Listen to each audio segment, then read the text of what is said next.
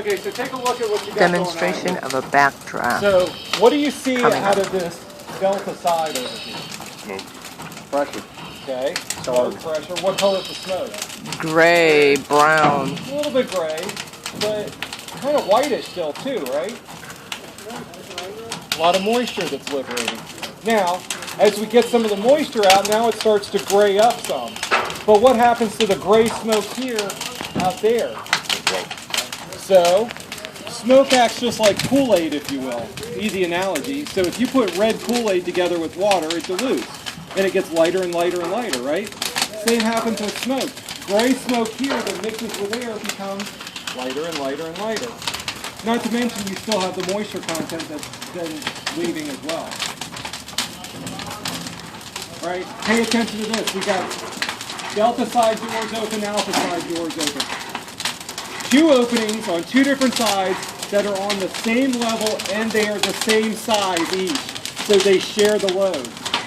Each one is acting as an exhaust, each one is acting as an intake. Okay? Alright. Mikey, close the bottom on yours. Then close the top on yours.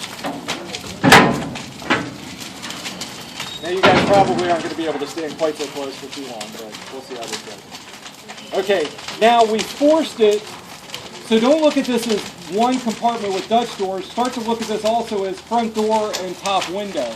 So look at this delta side. Almost complete air intake. Now it's path of least resistance here. So path of least resistance says some stuff is going to escape out of the top of that opening. But look at this, all exhaust. So that tells me something on my size up. When I arrive on the scene and I see a front door that's like this, I know there has to be an exhaust somewhere else. Okay? Conversely, if I show up and I see an exhaust that looks like this, I know there has to be an intake somewhere else. It has to be. All right?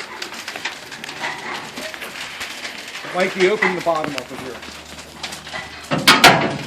All right, now we're going to have two intakes and one exhaust. Now, it's getting to be a bigger fire, so it wants a bigger exhaust. So notice this one's going to go, the intake here is going to be a little closer to the floor than it is over there. Not to mention that's still closer to the fire, so you have to deal with that aspect of it as well. Now we thought the gas is off. All right, now let's close this out. Mike, just open yours.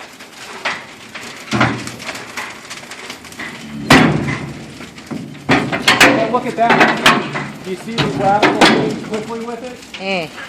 Now now it has to be intake and exhaust all at the same time.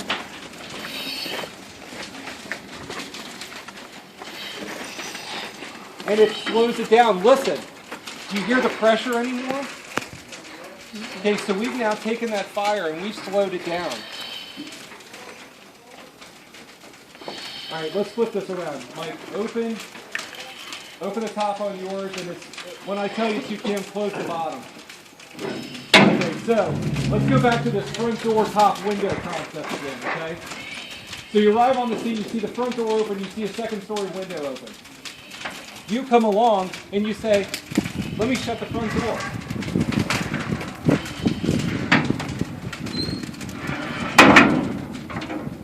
Now, it's not going to happen immediately, but relatively quickly the fire's going to go, I don't like this.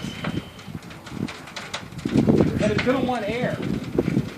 But having to go above to get air down below, the physics doesn't like working that way. It will, but it doesn't like it. So look at this, it's going to struggle to get air, and so the result is you get nasty smoke out of it because it's not good clean burning. As well, you saw before how we were able to wipe the gases off out here because the fire was pushing through pretty well. This is going to keep struggling for a while before you're able to do that, if it does it at all.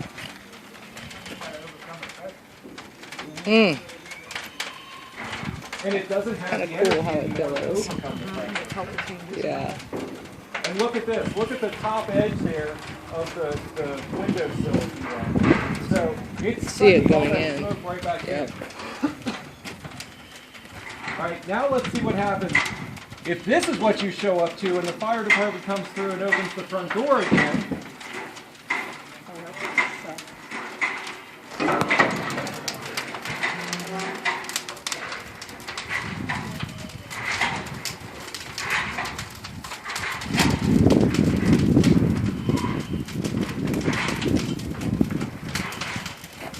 now, you can argue, and we can talk about this more later when we get into some of these case studies, you could argue, if you're Johnny on the spot with a hose line, maybe this isn't a big deal. But if you're not, and you don't know where the fire exactly is, look at the changes. So I'll ask the question again about Asbury Park as we go through this. Was that the fire that they showed up to? Well, look at this compared to what was there in that window a couple of seconds ago.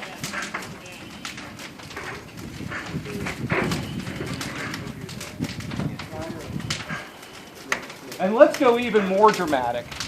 Let's close it all down. Now, one, look at the pressure. All right? It wants to get out. And listen to the container for a second. It's still burning. It's still got a little bit of air. Look at all the steam coming out. So what's that indicating? Is Pointing off putting moisture. Water on fire inside? New fuel being heated up and decomposing, right?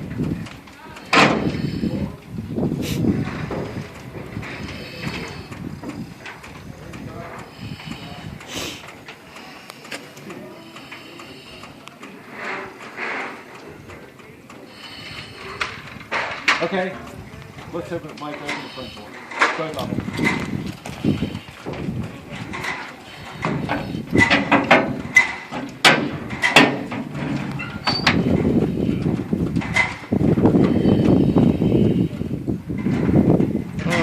So,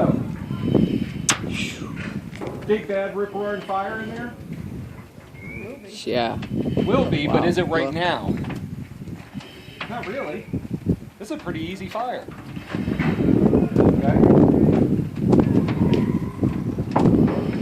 We almost all but extinguished the fire that's in it by simply overpowering.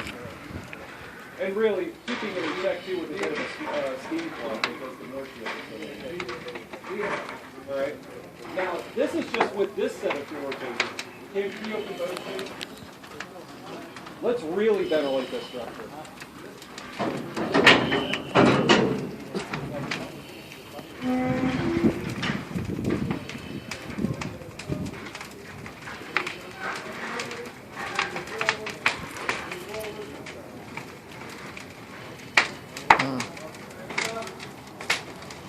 Toast. Should have brought marshmallows.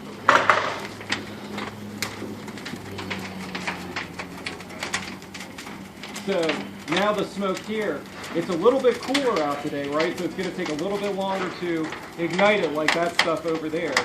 But here shortly, we'll have this stuff ignited as well. And again, I ask, is this the fire that you saw a minute ago when Mike opened these two doors first thing? And I'd suggest no, it absolutely is not.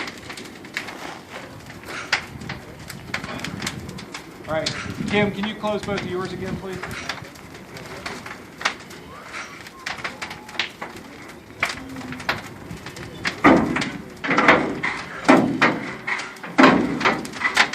Now, we can slow it down a little bit.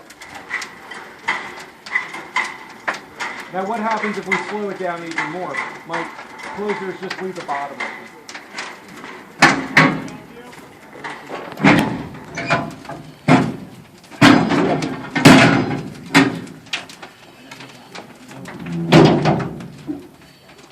Okay, so now we're going to dampen it down so we don't have quite the exhaust port that we had before. We're going to slow it down even more.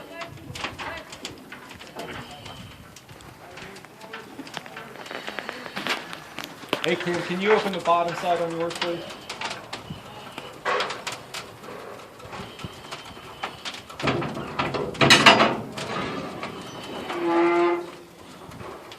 So again, two openings of the same size at the same level will share the load. The only difference on this one is that's a little bit closer to the fire, so it's a little bit more of an intake, and it's hotter, so you get the gases ignited where you don't over on this side.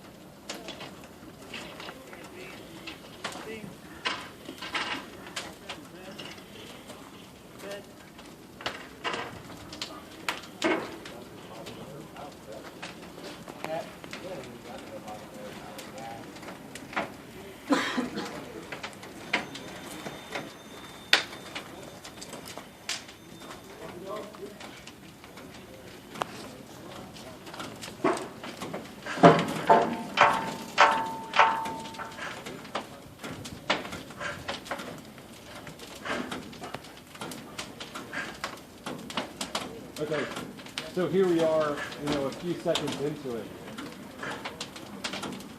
Is this the fire that we had before with just the bottom open?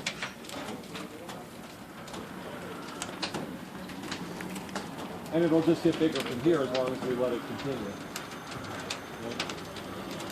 Lightable here.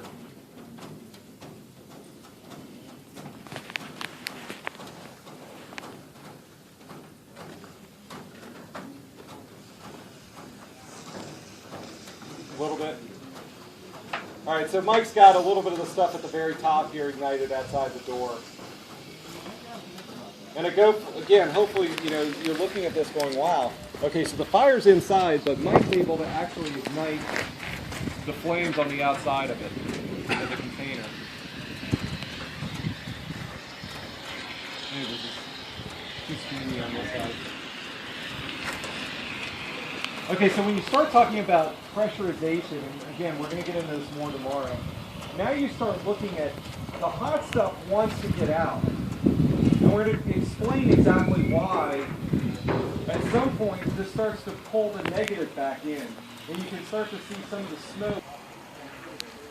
So this is how you shape your backdraft up. So when you get that pressure release and then you ignite it, it is an ignitable mixture, which is it's just too much steam. That's why we don't get the backdraft. So that cloud, that big pillow of smoke, as it comes out, and then you ignite it all at once, here's your backdraft. There's your setup for exactly how a backdraft works. Okay. Cam, can you open yours up too, please?